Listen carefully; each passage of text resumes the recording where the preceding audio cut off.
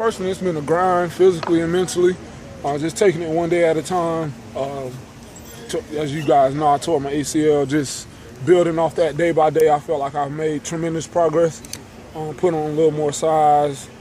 Had opportunity just to focus on and isolate a few areas as far as physically that I needed to improve on. So that's been good. And like I said, just strengthening my knee day by day. You're going through some pretty strenuous rehab right now. What's that day like for you? Super long, man. Super long. I start early in the morning, rehab, then I lift and come out here to practice and rehab some more. It's definitely a tough process. It's more challenging mentally than anything. What's realistic for the summer? Full speed in July? I should be definitely full speed this summer. So August camp gets here, you'll be able to go out there, cut it loose, plan, redirect. Oh yeah, definitely by August. That'll be good to go. What was the thought process you think behind moving you back to the nickel? I love it. I mean, I'm a selfless guy in my opinion. I'm a team guy. I mean, I thrived at the position my freshman year.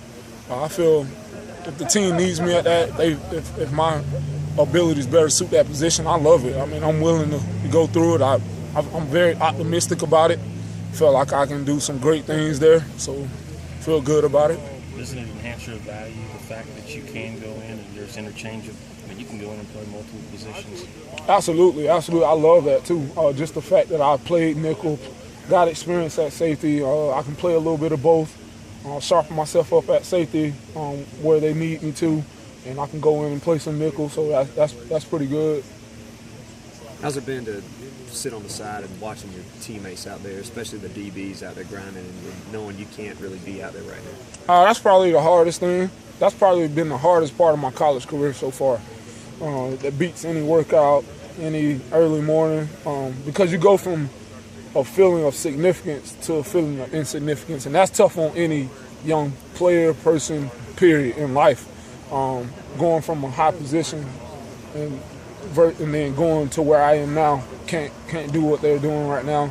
Just seeing them get better, it hurts, but it's a lot of opportunity that through my situation too, and that's what I'm focusing more on, the opportunity that I have in my situation. What about building your knowledge, ways you can get better in your knowledge?